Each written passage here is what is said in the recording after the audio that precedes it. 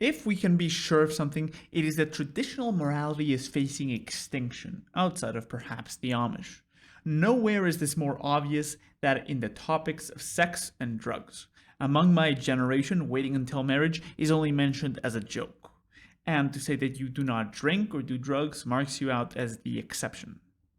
Many on the right will bemoan these facts. However, few will actually sit down and consider why this is the case, especially when there are more than enough rational arguments against both drug use and promiscuity. The first thing to mention is that most people who live a libertine lifestyle began when they were teenagers. So, this essay will attempt to explain the prevalence of drugs and hookup culture by looking at the reasons that teenagers of today engage in these seemingly self-destructive actions that very often continue into adulthood. Teenagers live a confusing and difficult existence. They are no longer children, but neither are they adults. They are somewhere in between, and this, if my memory serves, is not a nice experience. Therefore, all teenagers, including my past self, desire to take the next step and to be seen as adults. Being childish is universally regarded as uncool by teenagers. Therefore, most teenagers will go out of their way to seem grown up. A small example of this is that they will remodel their rooms, fewer dinosaurs and more rock bands and other such posters.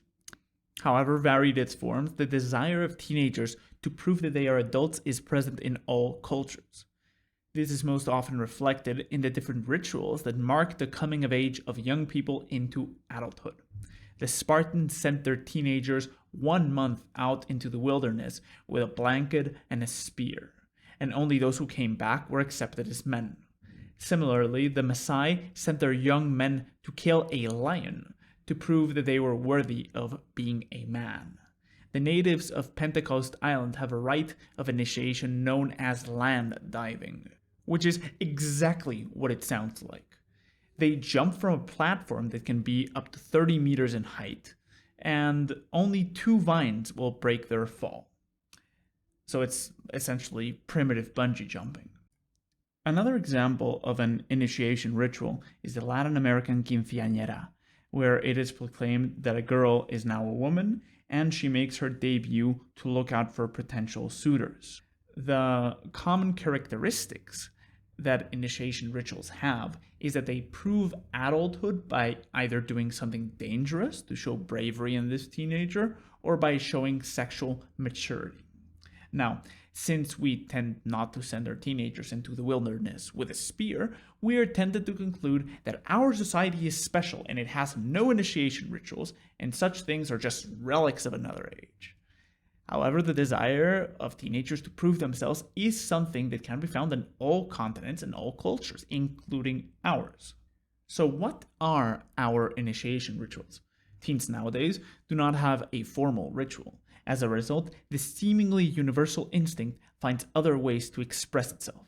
So, what does a modern teenager do to show that he is not a kid anymore? In my opinion, teenagers attempt to show that they are adults by doing the things that only adults are allowed to do, namely drugs and sex. Essentially, anything that is exclusively for adults and says plus 18 becomes a way for teenagers to show that they are adults themselves. It is ironic that the very mechanism used to protect teenagers from alcohol and cigarettes is the main reason why they smoke and drink. As a result, when I was a 15-year-old, I tried to show the world that I was not a kid anymore by getting shit-faced and making out with a stranger. The drinking of alcohol is cool because it is a symbol of both being a rebel, since you are breaking the law, and at the same time of being old enough to do adult things.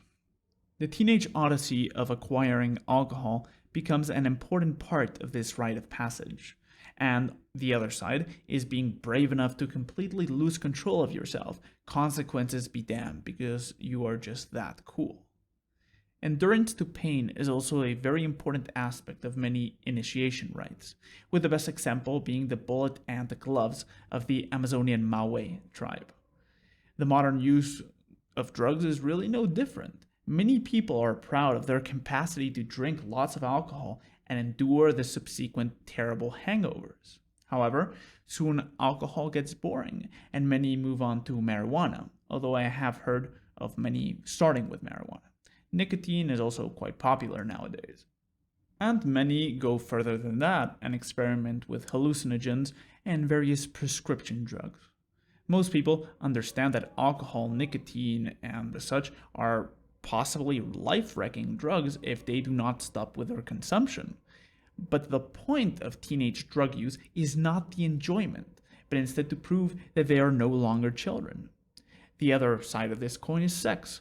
The hormones definitely do help, but the pressure to show that you're now an adult is huge. So much so that when I think back to my first kiss, I remember that the best feeling was not the kiss itself, but the fact that I finally had given my first kiss. The same is true for losing my virginity. There was as much pleasure in saying that you were no longer a virgin that in the sex itself. The thing is that the people who smoke weed started when they were teenagers. The ones that are whores and fuckboys also started when they were teenagers. Almost all of the decadent habits that can be observed in adults are the product of their teenage years. They are a product of our retarded unofficial initiation rituals. This is one of the most tragic aspects of our modern age. The same desire to prove oneself that drove the Messiah youth to fight a lion armed only with a spear is now being channeled into downing dozens of shots and pills at frat parties.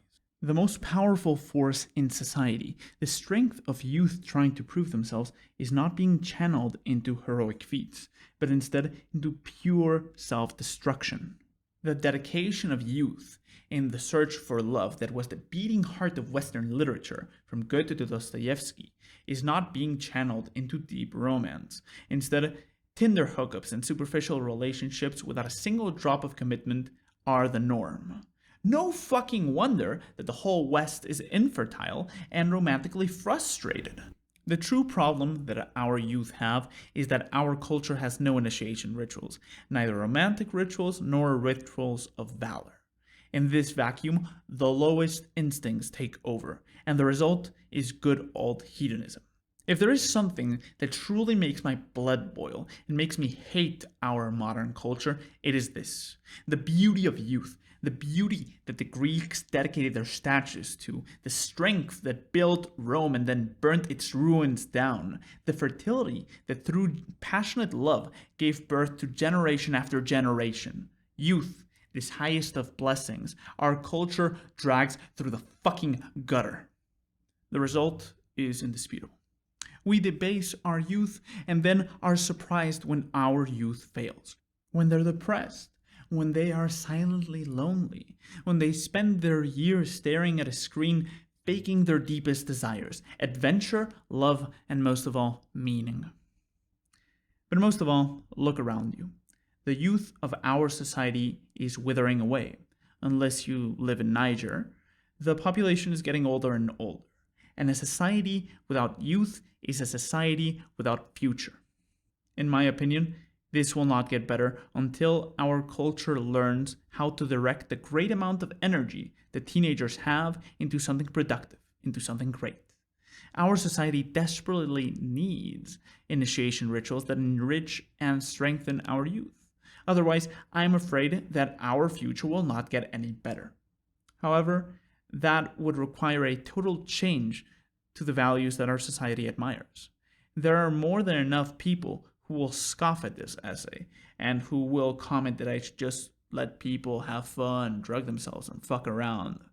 The issue is that I think that we will not be able to keep this up for long. And at least I cannot wait until the day that we stop pretending that hedonism is a worthy pursuit for our youth. Thank you for listening to this heated essay. I hope you enjoyed it. Also, other than subscribing to this YouTube channel, also follow me on Twitter. I'm trying to be more active there. And follow my Substack. I have like no subscribers in my Substack, even though I post everything there first. Okay, thank you for listening and have a good one.